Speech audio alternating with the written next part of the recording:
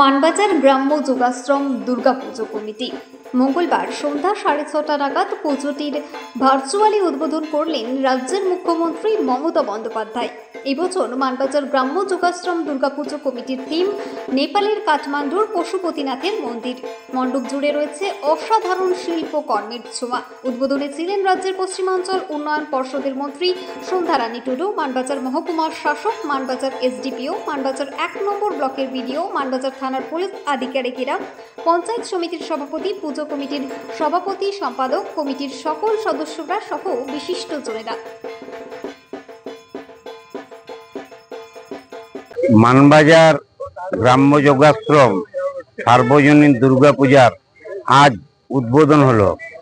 উদ্বোধন করলেন মাননীয় মুখ্যমন্ত্রী মমতা ব্যানার্জি, পশ্চিমবঙ্গ সরকার। ভার্চুয়াল উদ্বোধনের মাধ্যমে আমাদের অনুষ্ঠানের দুর্গাপূজার আজ শুভ সূচনা হলো।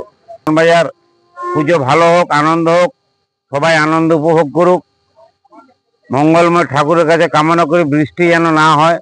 এতদিন ধরে আমাদের কর্মকাণ্ড বৃষ্টি যাতে না হয় সেইটাই ঠাকুরকে মা দুর্গার কাছে আহ্বান জানাচ্ছি যে মা দুর্গা তুমি পুজোর 4 দিন যাতে বৃষ্টি না হয় সেই দিকে লক্ষ্য রাখো।